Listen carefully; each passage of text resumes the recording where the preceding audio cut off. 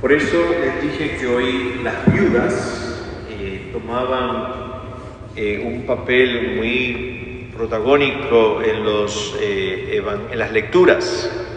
La primera viuda aparece en el primer texto tomado del libro de los Reyes. El texto fue escrito 550 años antes de Jesús, pero el relato en sí mismo es mucho más antiguo que eso, casi 300 años más todavía. La segunda viuda aparece en el Evangelio de San Marcos delante de Jesús. Son dos historias muy diferentes, donde la atención de ambas historias se coloca sobre estas dos mujeres.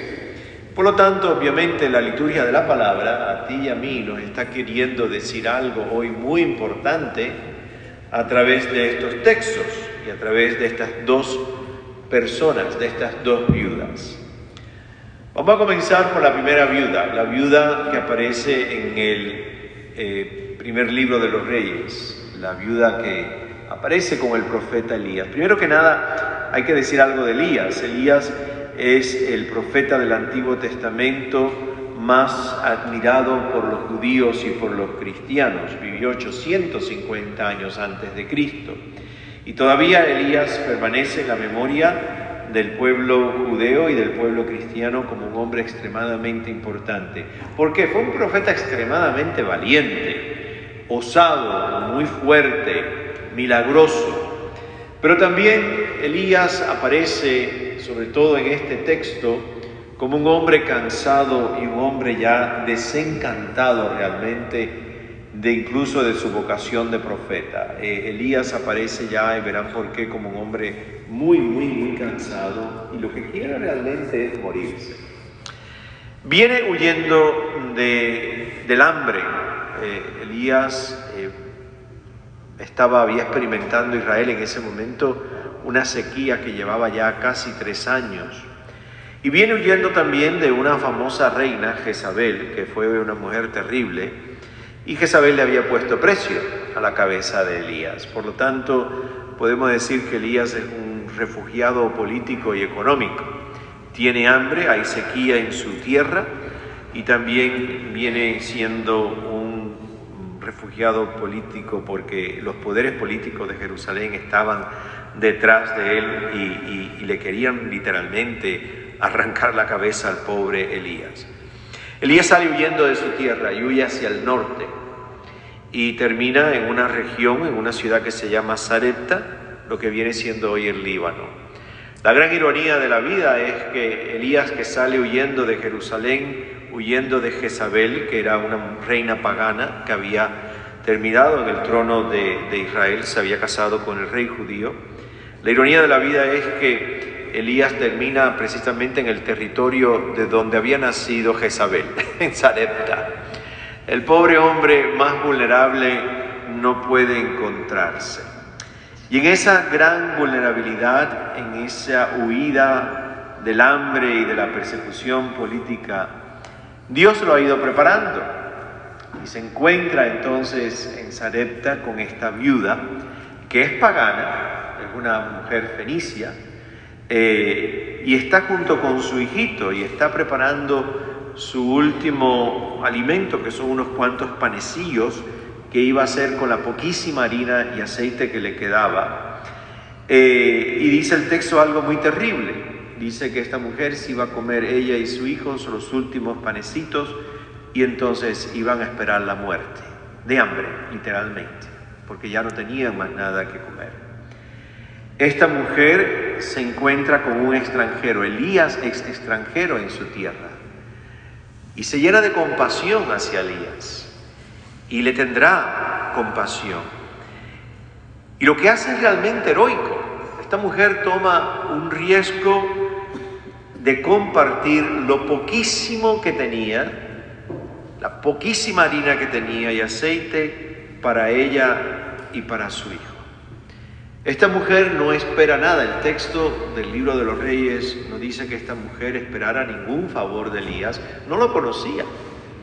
No conocía la fuerza de la profecía y de la fe de Elías, porque era un extranjero que había llegado a su casa de repente, Esta mujer simplemente lo que espera es terminar de morirse de hambre, como dije, pero como sabe lo que es pasar hambre, esta mujer se siente solidaria con el hambre de Elías y por lo tanto siente compasión hacia Elías. Comparte lo poquísimo que tiene, aunque eventualmente ella y su hijo, y posiblemente habrá pensado que Elías también se morirían de hambre. Lo que esta mujer busca simplemente es aliviar el dolor de morir de hambre de Elías.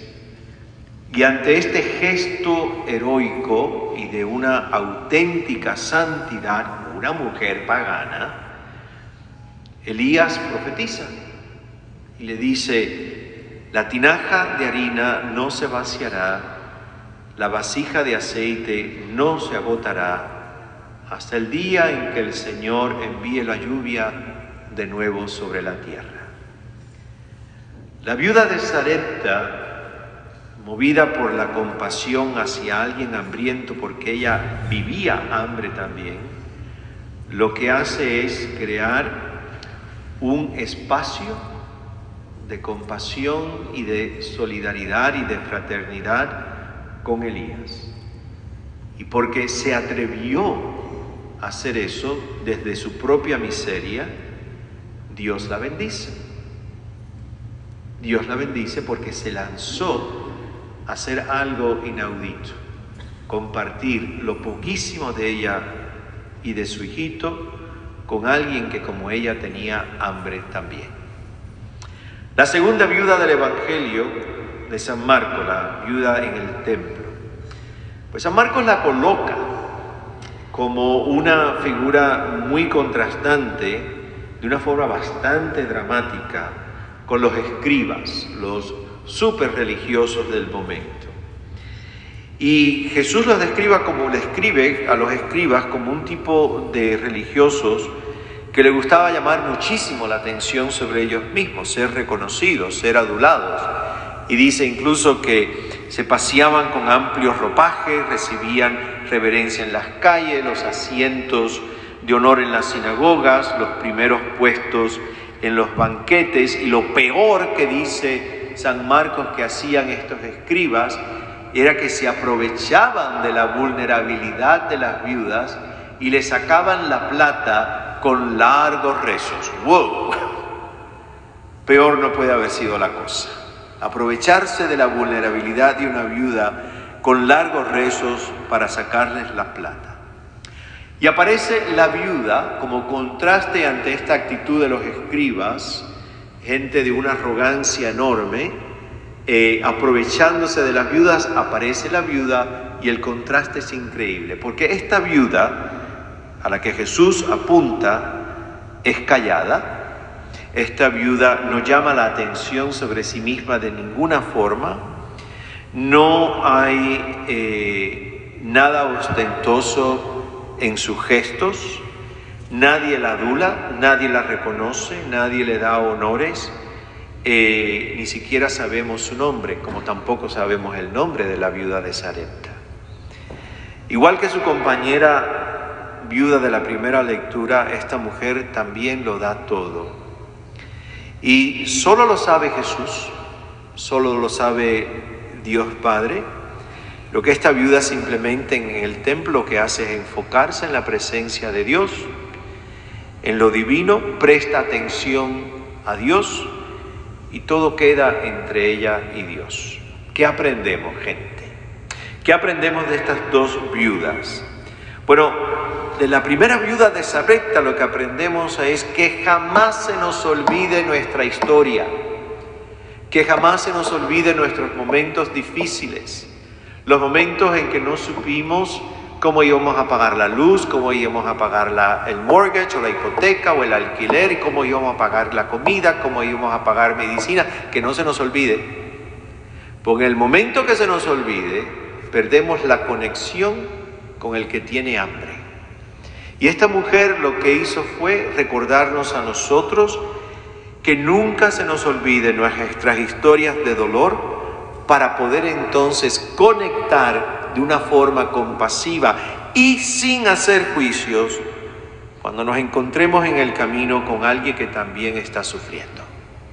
Y por lo tanto, como conectamos porque sabemos lo que es pasar, lo que esa persona está pasando, entonces como ella podemos crear espacios y momentos donde esa persona que sufre encuentre un poquito de alivio.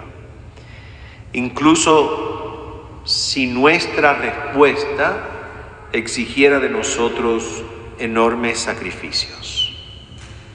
Lo segundo que aprendemos de la viuda del Evangelio no es solamente ser generosos en nuestro dar y en nuestro darnos, sino que esa entrega y esa generosidad tiene que ser sencillita, tiene que ser callada, tiene que ser sin reconocimiento, tiene que ser anónima, y que lo que ocurra entre tú y tu Dios quede ahí. Jesús lo dirá en esa famosa lectura que escuchamos todos los miércoles de ceniza, que cuando tu mano derecha dé, que ni la izquierda se entere que tu derecha está dando. ¿Y por qué hay que hacer esto? ¿Por qué no se nos puede olvidar nuestras historias de cuando pasamos miles de trabajos? ¿Por qué tenemos que dar como la viuda del Evangelio sin tocar trompetas ni poner anuncios y que quede en lo secreto? ¿Por qué? Por una razón muy sencilla. Porque Dios es así. Porque Dios es así. Porque nuestro Dios es un Dios que se autoentrega al punto del sacrificio y de la muerte. Y porque nuestro Dios es un Dios sencillo, es un Dios humilde, es un Dios callado, pero es un Dios efectivo y es un Dios fiel y constante y es un Dios generoso. La pregunta que al final de este escribir mío surgió fue: ¿y tú, Pedro, cómo eres y cómo das? ¿Y tú, cómo eres y cómo das? Cada uno tiene que contestar esa pregunta ahora en su interior y desde el silencio. Doy con compasión y generosidad porque no se me ha olvidado el hambre que pasé una vez, y doy como la viuda sin que nadie se entere. O ya se me empieza a olvidar mi historia y cuando llega alguien con hambre decimos unas frases que son terribles. Pasa hambre porque le da la gana. ¿Sabe cuántas veces yo he escuchado eso? Y no conocemos la historia. No conocemos lo que está pasando a esa persona. Pero para evitar una respuesta hacemos un juicio. Y nos alejamos inmediatamente como los escribas. Y llegamos a la iglesia y comulgamos. Terrible. Terrible. Damos como la viuda callados o constantemente buscamos el reconocimiento. ¿Cómo eres? ¿Cómo soy? ¿Y cómo damos? Cada uno de nosotros encuentre ahora su respuesta en el fondo del corazón.